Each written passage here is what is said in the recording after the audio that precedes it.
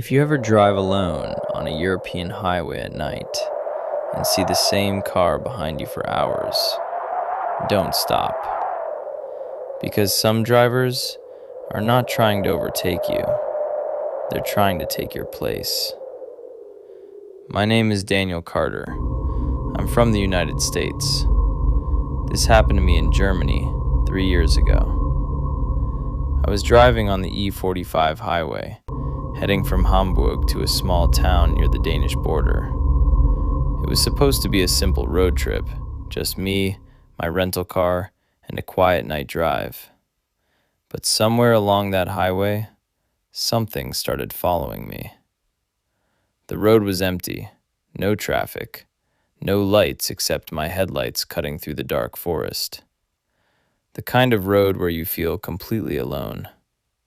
At first, it felt peaceful. I turned on the radio. Soft German music played, but I didn't understand the words. Still, it felt calming. About an hour into the drive, I noticed headlights in my rearview mirror. Far behind me, just one car. Nothing strange, at least not at first. I kept driving. 10 minutes passed, then 20, then 30. The car was still there. Same distance, same speed. It wasn't getting closer, but it wasn't falling behind either. I adjusted my speed, slowed down slightly. The car slowed down too. I sped up. It matched me again. That's when I felt it. That strange, uncomfortable feeling, like someone watching you. Okay, weird, I muttered. Maybe it was just coincidence. Another driver going the same way. Nothing more. But then something changed. The radio suddenly turned to static, a loud, sharp, crackling sound. I reached to adjust it, and for a split second, I heard a voice. "Don't stop." I froze. The voice was low, distorted, like it was coming from far away, or through something broken. I quickly switched off the radio. Silence filled the car. Only the sound of tires on the road. I checked the mirror again. The car was still there, closer now. A black sedan, no visible license plate. That's when my phone buzzed. No signal. But a notification appeared anyway. Unknown number. Message. Don't let it pass you. My hands started shaking. How is this possible? I whispered. No signal. No internet. So who sent that? I looked back again. The black car was closer now. Much closer. Its headlights were brighter. Too bright. Almost blinding. I changed lanes, so it could pass, just to end this weird situation. But it didn't pass. It stayed behind me, closer now than ever, almost touching my car. I sped up, 120, 140, 160 kilometers per hour. The car followed easily, no struggle, like it wanted to stay right behind me. Then suddenly, its headlights turned off. Complete darkness behind me. I panicked. I couldn't see it anymore, but I knew it was still there. Then, my phone buzzed again. "It's next to you." I slowly turned my head, and there it was, a black car, right beside me, moving at the same speed. Silent. I couldn't see the driver clearly, just a shadow. Then the inside light of the car turned on, and I saw him. He looked exactly like me. Same face, same eyes, same expression. But something was wrong. His face was empty. No emotion, no life, just staring. I screamed and slammed the accelerator. My car pushed faster. The other car stayed perfectly aligned. Then he smiled, a slow, unnatural smile. And suddenly, he turned his steering wheel slightly toward me. I swerved away just in time, heart pounding, breathing fast. I saw an exit sign ahead. I didn't care where it led. I just needed to get off that highway. I took the exit. Sharp turn, tires screeching. When I looked back, the black car didn't follow. It stayed on the highway, standing still, watching. I drove until I reached a small gas station. Lights, people, safety. I ran inside, told the cashier everything. He looked at me, completely calm. Then he said something that still haunts me. "You're not the first." My stomach dropped. He pointed to a wall, covered in missing person posters. All drivers, all last seen on the same highway. Then he leaned closer and whispered, "They say it follows lonely drivers, copies them, and waits for the moment they stop." I felt cold. "What happens if it catches you?" I asked. He didn't answer. Instead, he slowly pointed behind me. I turned around and froze. Outside the glass door, parked under the streetlight, was my car. But I was already inside, and in the driver's seat, someone was sitting, watching me, smiling. The same empty smile. My smile. I never drove alone again after that night, because I still don't know which one of us left that highway. The house between the trees. If you ever see a house near a forest, from a highway, and it looks like someone is standing at the window, don't look again, because if you see it twice, it means it has already seen you. My name is Ryan Walker. I was driving through northern Italy late at night. I was heading from Milan to a small town near the mountains. It was a long drive. Around 2 a.m., the highway was almost empty, just darkness, cold air, and trees everywhere. At first, everything felt normal, quiet, peaceful. Then I saw it, a house, far from the road, deep inside the forest.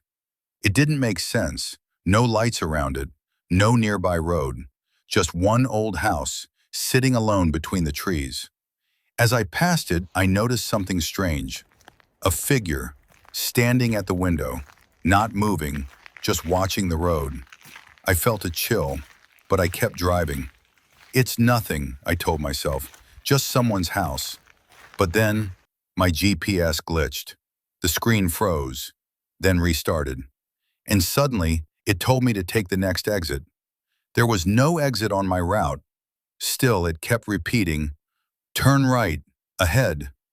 The road felt different now, quieter, heavier. I looked at the mirror. No cars, no lights, nothing behind me.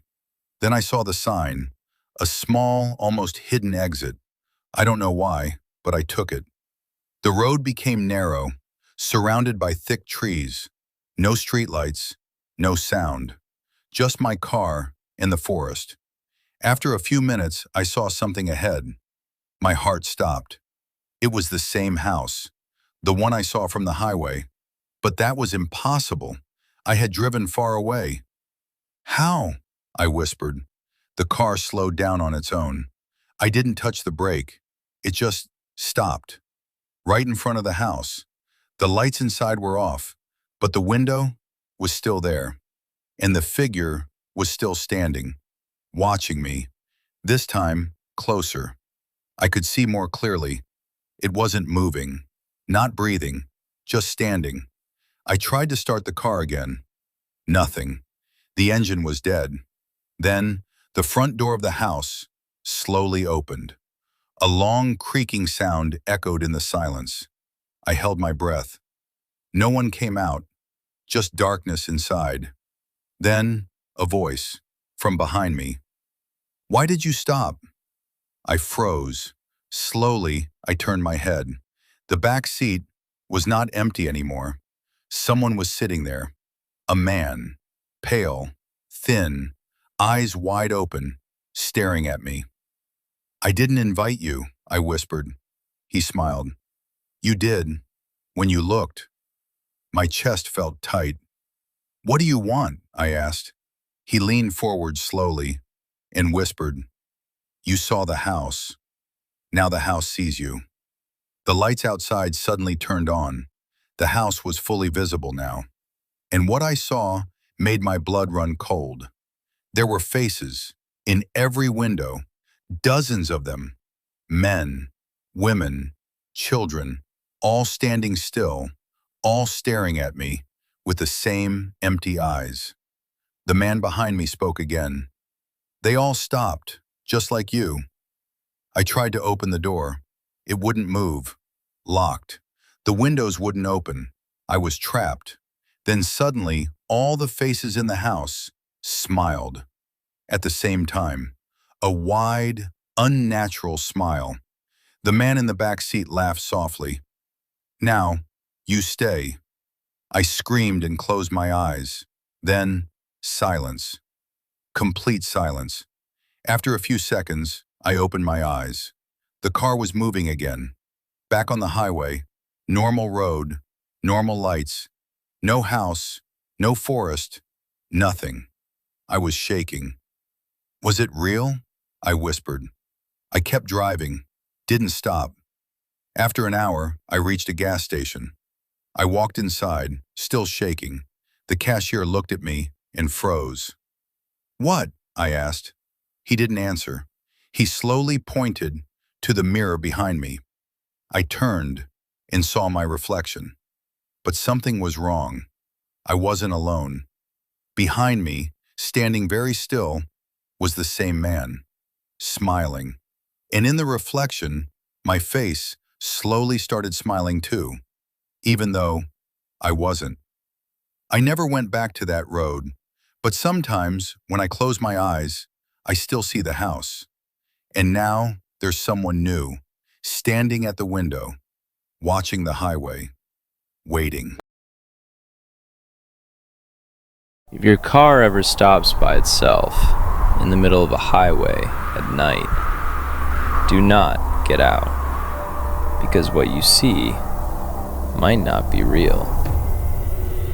It was a cold, rainy night somewhere in northern England. Daniel Carter was driving alone on a long, empty highway. It was past midnight. No cars, no lights, just darkness, and the sound of rain hitting the windshield. He was returning home after visiting a friend in another city. His GPS showed one straight road for the next 40 miles. Simple drive, or at least it should have been.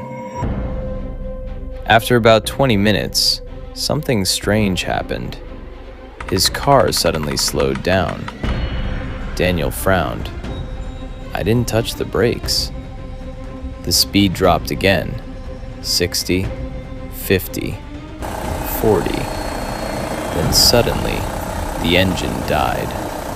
The car stopped completely, right in the middle of the empty highway. Daniel tried to start the engine again. Nothing. Just a clicking sound. Come on, not now. He looked around. Complete darkness. No signal on his phone. No other cars. Just endless road behind. And ahead. Then he noticed something strange. His headlights were still on. And far ahead, he saw a figure, standing in the middle of the road. At first, he thought it was just his imagination, but the figure didn't move. It stood completely still, like it was waiting. Daniel's heart started beating faster. Should I go check? He hesitated. Every instinct told him not to move, but he didn't want to stay stuck there either. Slowly, he opened the car door. The cold air hit his face. The rain felt heavier now. He stepped out. The figure was still there, far but clear. A person, standing in the middle of the highway, not moving, not even reacting. "Hello?" Daniel shouted. No response, just silence. He took a few steps forward. Then suddenly, the headlights flickered. For a second, everything went dark. When the lights came back on, the figure was closer, much closer. Daniel froze. His breath stopped. I didn't see it move, but it was definitely closer now. Panic started building inside him. He quickly turned back toward his car, but then he heard something behind him. Footsteps, slow, heavy, coming toward him. He didn't turn around. He ran back to the car, jumped inside, locked the doors. His hands were shaking. He looked in the rearview mirror. Nothing. Empty road. Then slowly, he looked forward and screamed. The figure was now right in front of his car, standing just a few feet away. It wasn't normal. Its face was wrong. Too pale, too still, and its eyes completely black. Daniel tried to start the car again. Click, click, nothing. The figure raised its hand and pointed at him. Then it smiled. The headlights went out again. Complete darkness. Daniel couldn't see anything, but he could hear something. Scratching on the car. Slow, dragging around him. He covered his ears. Please, stop. Then suddenly, everything became silent. The lights came back. The road was empty. The figure was gone. Daniel didn't wait. He turned the key again. This time, the engine started. He pressed the accelerator and drove as fast as he could. He didn't look back, not once. After about 10 minutes, he finally saw a gas station. Bright lights, people, safety. He stopped the car and ran inside. The man at the counter looked at him. "You look like you've seen a ghost." Daniel tried to speak. "There was something on the road." The man's face changed, slowly, seriously. "Did your car stop by itself?" Daniel froze. "Yes." The man sighed. "You're not the first." Daniel felt cold again. "What do you mean?" The man leaned closer. "People say there's something on that road. It makes your car stop. So you get out." Daniel whispered. "And then?" The man looked him in the eyes. "And then it follows you home." Daniel's heart stopped. He slowly turned his head toward the glass window, toward his car. And there, standing behind it, in the dark, was the same figure, watching him, smiling. Some say, if your car stops on that highway, don't get out, because once you see it, it never leaves you.